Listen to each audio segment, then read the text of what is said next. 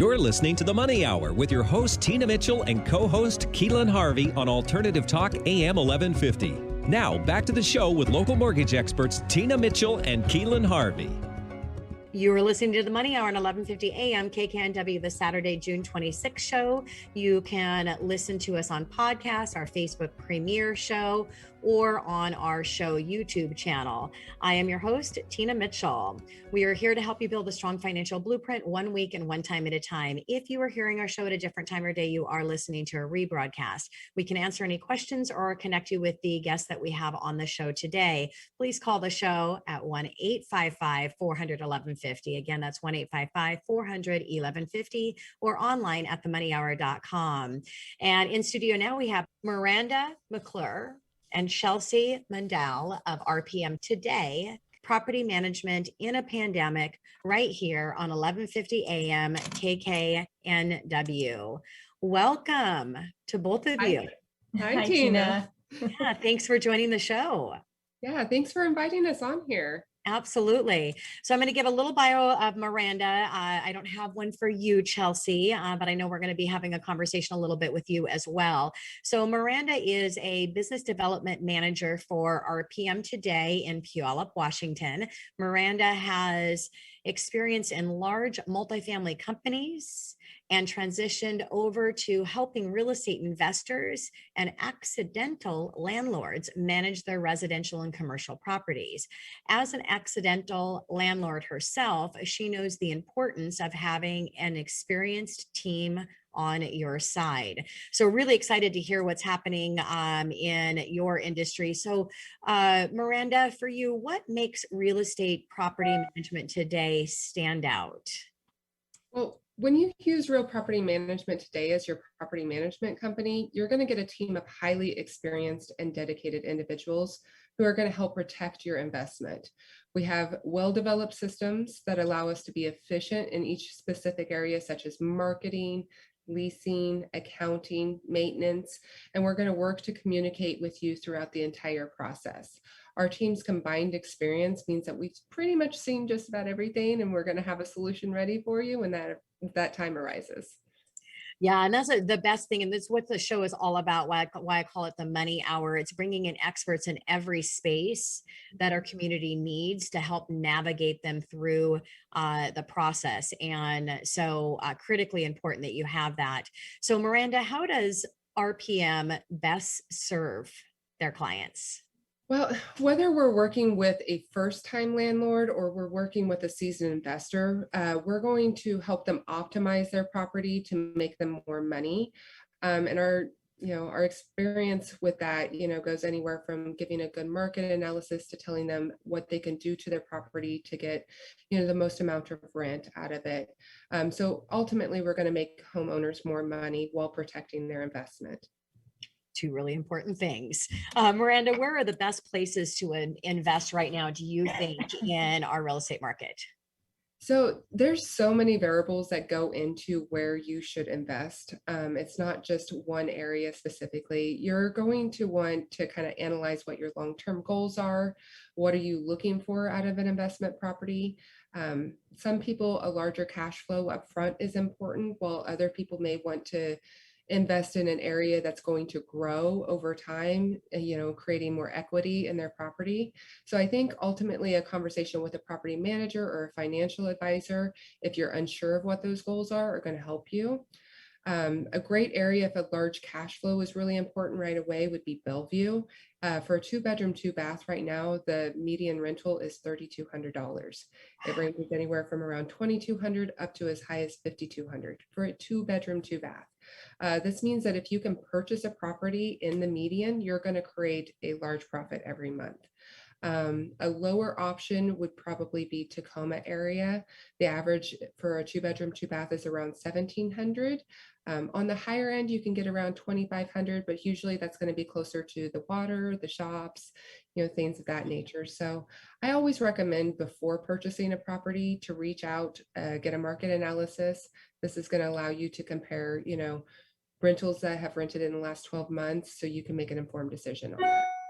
Yeah, and the Tacoma market is doing some definitely growing. And so, yeah, having that discovery session and really going through all of the important questions, providing those answers so you can really strategize on what's going to be best individually and unique for you and what your needs are. So, Miranda, what's harming the property management community right now today? Oh, well, that's a tricky question. So, home sale prices and activities have hit record highs in some areas.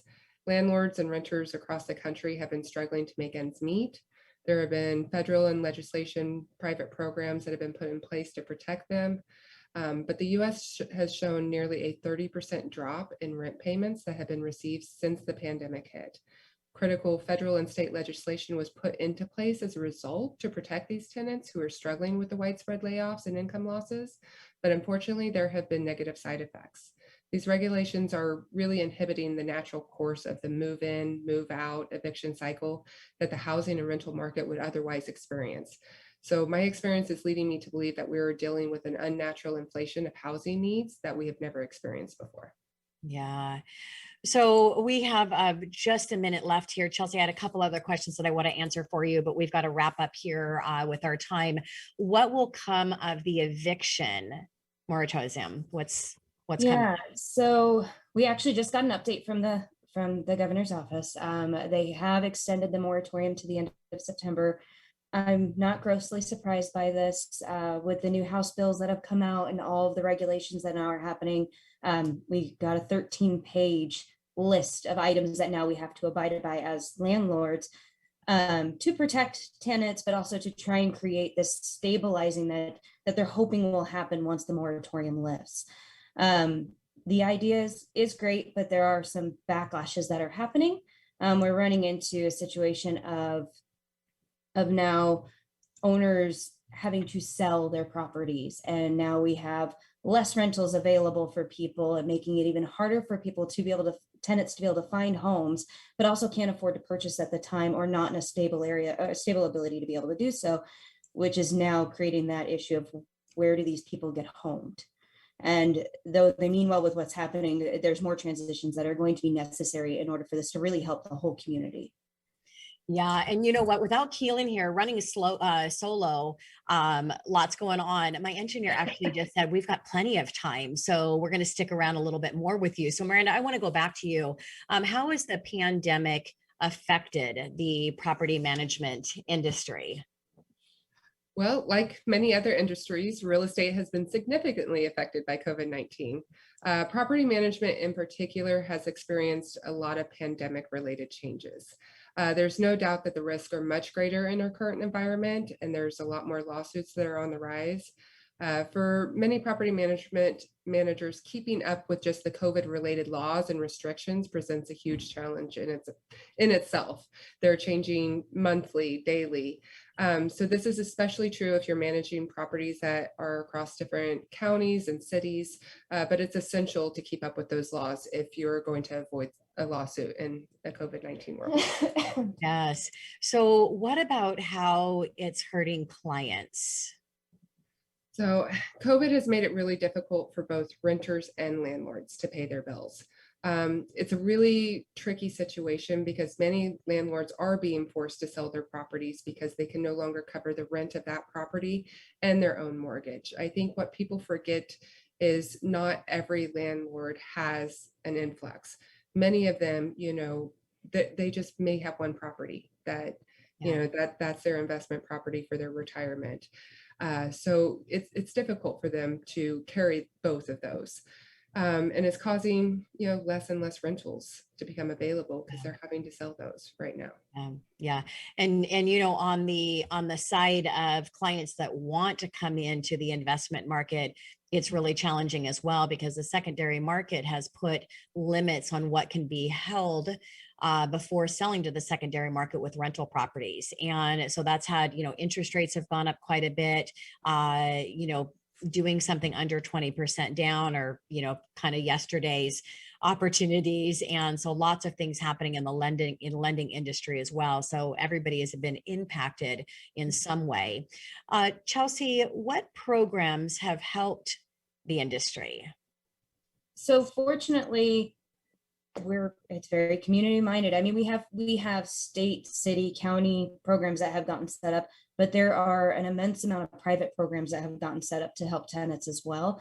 It does sit more, sorry, it does sit more on the aspect of assisting the tenants and not so much on assisting landlords. But the idea is if you can help the tenant, that will help the landlord. You know, the tenant's able to pay their rent, the landlord's able to pay their mortgage. We work with a lot of smaller landlords where they only have 2-3 doors, not 35, 300 or 1,000. It's much more small scale. So a lot of them are carrying their mortgage and others. There is a new program that they have set up that is a mediation program that is now required in order for us to proceed with, if we did need to proceed with evictions. But it opens that line of communication between us and tenants, and it allows us to be able to have a neutral party there to be able to educate us on what the options are and these new programs that are set up, and help the tenant on figuring out how to fill out the right information. There's things that we're able to do for our tenants where we fill out the paperwork ahead of time that they'll need for a landlord, that the only thing the tenant has to do is just provide their part to make it a lot easier, where this is an incredibly stressful time. It causes a lot of anxiety in people where they almost just shut down. And these are people who want help and they want things to get better. And these programs have really made a difference in that. There are definitely some transitions that are going to be needed, and some different types of programs that are going to need to get set up in order for the long-term stability of this. Yeah. But the fact that the state and counties and cities and private programs all stepped up immediately with everything going on does help. We're in a much better situation than we would have been had that not happened. Yeah. So we've got 1 minute left with my time with the two of you today. Either one of you can answer this. If somebody's listening right now and they're thinking about the opportunity to invest in an investment property, what would be your biggest advice? Absolutely. I tell my kids, as soon as you can, buy into real estate, move into your first home if that's all you can do, live there for a few years. And then instead of selling that home, maybe lease that property out, move into another one, and then grow that. And it's ultimately, real estate is one of the best investments you could ever have. Absolutely. Well advised. It is the safest investment that you can make. Really, the only way you lose the money in real estate is you're forced to sell in a bad market and you're not reinvesting in another property at that time. So yeah. Beautiful investment to have for sure. Well, thank you to both of you for joining the show. It was a pleasure to have a conversation with you about property management. Well, thank you for having us. Yeah, thank you. Coming up next in the Money Hour, why over 90% of businesses do not sell. We have Monica Sanchez of Trans World Business Advisors right here on 1150 AM KKNW.